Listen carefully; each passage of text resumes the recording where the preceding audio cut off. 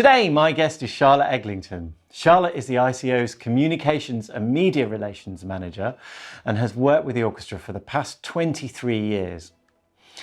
In press and communications, I suspect Charlotte has seen many changes in the way we interact with the world. The ICO has moved from predominantly printed media to a comprehensive digital communication strategy, and most recently, with the outbreak of COVID, we've seen the rapid development of the ICO's online platforms. Charlotte is not only a key player in getting the word out about what we do, but in recent times, she's been an integral part of the team developing our I Create Online series. Charlotte, welcome to Oboe Windfree. How are you today?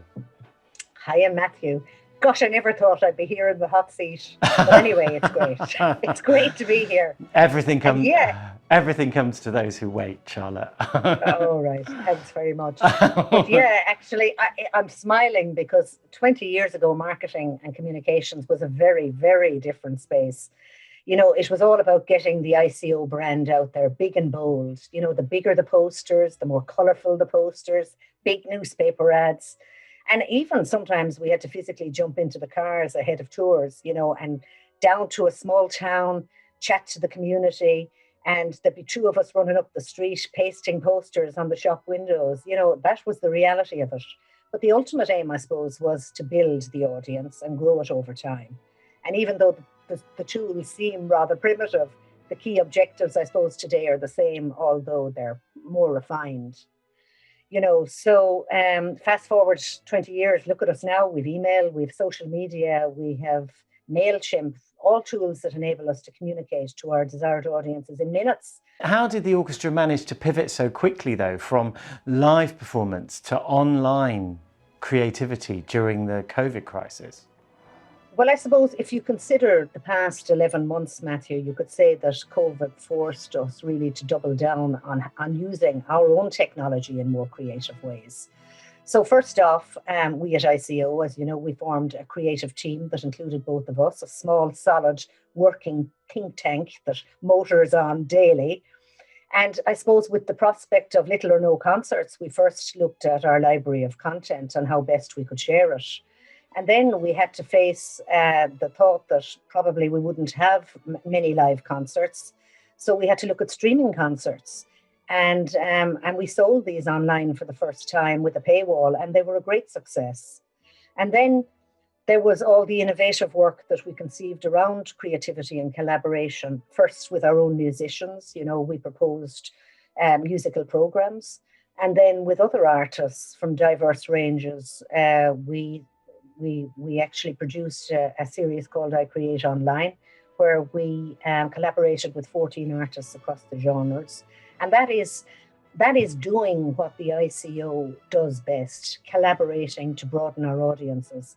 And it was hugely well received. We had massive audiences online, and so much so that we're actually, we'll be launching a second series of that before this month is out. So all in all, that COVID 11 months was a really busy time. And we even managed to release 4 CDs during lockdown, which actually is quite phenomenal, I think. Yeah. So you talk about collaboration, and you must have seen the ICO work with a range of partners who've kind of shaped the orchestra, the sound of the orchestra, the musical personality.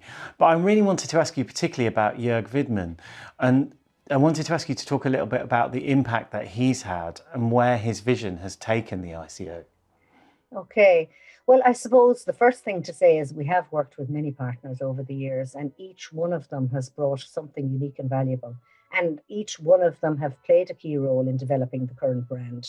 You know, to reflect back, we had Fionnuala Hunt, we'd Nicholas McGeechan, we'd Anthony Marwood, we'd Gabor Takács, and then, of course, the great Jörg Widmann. So, you know, I think it's fair to say that a great partner brings more than just their own talent as an artistic director. The added value comes from the network of artists that they fly in to work with us. And these are all world-class soloists, as we know. And then the overseas invitations and the recording opportunities that have been presented to us. And I suppose here, that's where Jörg Widmann has been the ultimate role model for us in that regard, you know. And I suppose it's even hard to believe that actually he's almost been with us. It's just short of 10 years now. No way, and really?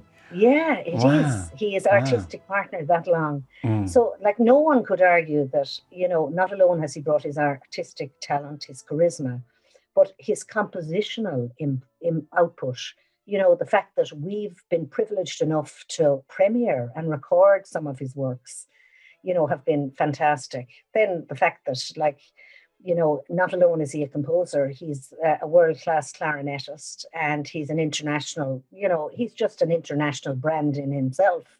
So the fact that he has opened doors to us, firstly in Germany over the years, then across Europe, and laterally, I suppose, last year's the tour to South America was something phenomenal, because we played probably in some of the biggest concert halls in the world to audiences of 5,000 people, So I think, and another thing that actually came with Jörg was a discipline and structure to our programming. And I think that's something that's really significant. And I think vital to the likes of me, I think working on the content and how we present it. So I think the legacy that Jörg has even given us to date for any future partners coming in years to come is nothing short of phenomenal. And it's been an ultimate pleasure from our point of view working with them. It's just been an incredible experience. It really has. You talk about the online concerts and the sort of our Tuesday concert series. Now, what a lot of people might not know is that you kind of reimagine our concerts and put them together for this Tuesday series, which obviously we broadcast for free to our followers. But how have you used the evolution of the ICO over time? And you're talking about Jörg and everything. How have you used that information to inform your choice of music and artists for the Tuesday series? Do you know, Matthew, that's an interesting question, because number one, I'm not a musician myself in any shape or form. But I think, part of it has come from 23 years of listening to the repertoire, of hearing the same pieces played so differently by different artists, who bring their own nuances to pieces. And yeah, I suppose I've grown to love a lot of the music, and a lot of it impacts on me. And, I play it at home. And so, when this opportunity came, I literally just jumped at it. And I kind of feel that, I suppose I pride myself in the archive I've kept of programs over the years. So I actually relish doing this, and I suppose, what, the opportunity wouldn't have arisen had COVID not happened. So it's just, again, it's another angle. And I think it also tells us that in COVID, we've all had to do things differently, and we have all worked really hard. And I think that's actually been a blessing for us here in ICO, in this creative team that we're working on.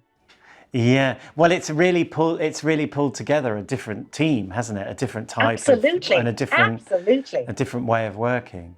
Going back to the online content, how can people find out about all this free stuff? I mean, how do they know? How do they find it? Where do they look for it? Well, of course, I do edit a newsletter that goes out fortnightly, but we have a constant flow of daily information and promos on our Facebook, on Twitter, right across social media. I would say, across all platforms. Just look for Irish Chamber Orchestra, and we're there. Yeah, okay. All right then. Now, I know this is going to be hard to narrow down, but I was going to ask you if you can think of maybe 5 standout performances, but we're going to play the countdown game instead. So in no particular order, you've got 1 second for every year you've worked in the ICO to give me your highlights. So, oh my God. Your 23 seconds start now. Okay, I suppose ICO at the Concert House in Berlin, ICO at Carnegie Hall, Mendelssohn's Midsummer Night Dream with Storytellers many years ago, Maxim Vengrov playing Beethoven's Violin Concerto, Nigel Kennedy's Bach concert, Stephen Huff playing Mozart's Piano Concerto 21, Anthony Marwood, his Enescu Quartet, Alison Balsam, Haydn and Hummel Trumpet Concerti, Pekka Kusisto's Four Seasons with Vivaldi, Catherine Hunke's Piazzolla's Four Seasons, Catherine Hunke's Magic of the Movies, Right, James you've done. I gave you more than 23 seconds. I haven't even got to your good man. Oh, come on. Can I not keep going? Charlotte, you can't keep going. I've got to stop Okay. you. Thank you ever so much for spending the time with me this afternoon. I really appreciate it. Listen, so have I. It's been brilliant, Matthew. That's great.